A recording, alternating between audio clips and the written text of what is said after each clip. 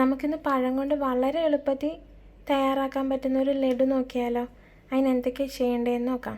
അപ്പോൾ എല്ലാവരും video full കാണുക, അതൊന്ന് ഉണ്ടാക്കി നോക്കുക.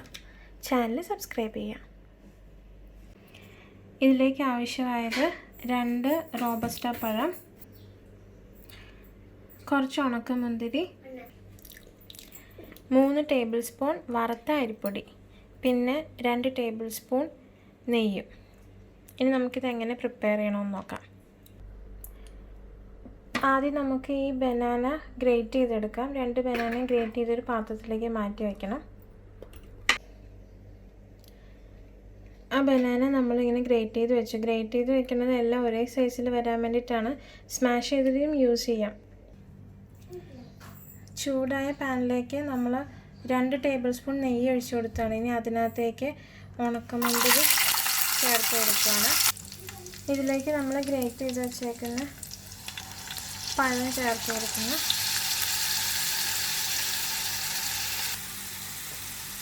ഇത് നെയ്ക്കകത്ത് നന്നായിട്ടൊന്ന് കുക്കാവട്ടെ. അതുവരെ നമുക്കതങ്ങനെ ഇളക്കി കൊടുക്കാം. റോബസ്റ്റ് പഴം ആയതുകൊണ്ട് ഇനി കുറച്ച് മധുരം കുറവുണ്ട്. അതുകൊണ്ട് 1 ടേബിൾ സ്പൂൺ മതി. 1 ടേബിൾ സ്പൂൺ മാത്രം പഞ്ചസാര കൂടെ ഇതിനകത്തേക്ക് ചേർത്ത് കൊടുക്കുകയാണ്. നമുക്കിത് ഏത് പഴം വെച്ചിട്ടും ചേർത്ത് കൊടുക്കാം. നല്ല മധുരമുള്ള പഴമാണെങ്കിൽ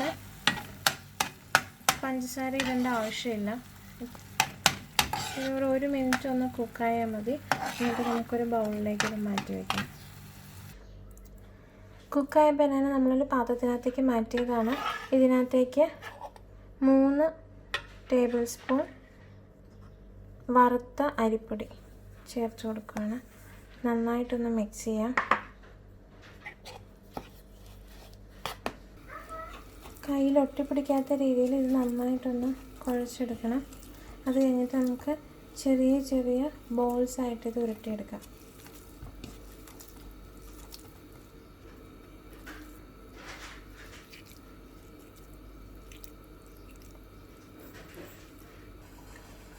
ഇങ്ങനെ ബോളുകളെ വെച്ച് കഴിഞ്ഞിട്ട് നമുക്ക് അപ്പച്ചെമ്പിൽ വെള്ളം തിളപ്പിക്കാൻ വെക്കാം. അതിനകത്തേക്ക് ആവിക്ക് വെക്കുകയാണ് നമ്മൾ ഈ ഡിഷ്. നമ്മൾ വെള്ളം തിളപ്പിക്കാൻ വെച്ചിട്ടുണ്ടായിരുന്നു. അപ്പോൾ ആവി വന്നു തുടങ്ങി. ഇതിനകത്തേക്ക് കുറച്ച് നെയ്യ് നമുക്കിങ്ങനെ സ്പ്രെഡ് ചെയ്ത് കൊടുക്കാം. നമുക്കിതിലേക്ക് ഈ ബോൾസ് ചെറിയ ചെറിയ ബോൾസ് നമുക്ക് ഇതിനകത്തേക്ക് വെച്ച് കൊടുക്കാം. എന്നിട്ടൊരു 5 മിനിറ്റ് വേവിച്ചാൽ മതി. കാരണം ഓൾറെഡി പഴമൊക്കെ വെന്തതാണ്. പിന്നെ നമ്മൾ അത്ര ചൂടോട് തന്നെ അരിപ്പൊടിയിൽ ചേർക്കുമ്പോൾ കുറച്ച് വെന്തിട്ടുണ്ടാവും. നമുക്കിത് ഇതിനകത്തേക്ക് ഇറക്കി വെച്ചിട്ട് അടക്കി വെച്ച് ഒരു 5 മിനിറ്റ് വേവിക്കാം. നന്നായിട്ട് ആവി വന്നാൽ നന്നായിട്ട് കുക്കായിട്ടുണ്ട്. നമുക്കൊരു സെർവിങ് ബൗളിലേക്ക് ഇത് മാറ്റാം. നമ്മൾ സെർവിങ് ബൗളിലേക്ക് മാറ്റിയതാണ്. ഇത് ഇങ്ങനെ തന്നെ നമുക്ക് സെർവ് ചെയ്യാം. വളരെ ഹെൽത്തി ആയിട്ടുള്ളൊരു ഫുഡാണ്. നമ്മളുടെ വീട്ടിൽ തന്നെയുള്ള സാധനങ്ങൾ വെച്ച് തന്നെ പെട്ടെന്ന് ഉണ്ടാക്കിയെടുക്കാൻ പറ്റുന്നൊരു ഫുഡാണ്. കുട്ടികൾക്കൊക്കെ സ്നാക്സിന് ഒത്തിരി ഇഷ്ടപ്പെടും. അപ്പം എല്ലാവരും ഇത് ട്രൈ ചെയ്ത് നോക്കുക. എന്നിട്ട് അഭിപ്രായം അറിയിക്കുക. എന്നെ കൂട്ടാ എയ്റോപ്ലെയിൻ. How is it?